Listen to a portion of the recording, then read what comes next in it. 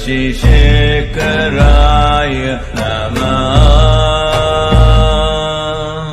भवाय गुणशाम्भवाय शिवताण्डवाय नमः शिवाय भस्मेश्वराय अचलेश्वराय नमः हराय यक्षस्वरूपाय शिवसुन्दरेशाय नमः शिवाय अनगेश्वराय नागेश्वराय नमः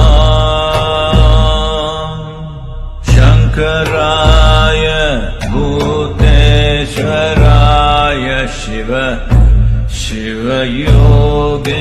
शिवयोगेश्वराय नमः शिवाय परमेश्वराय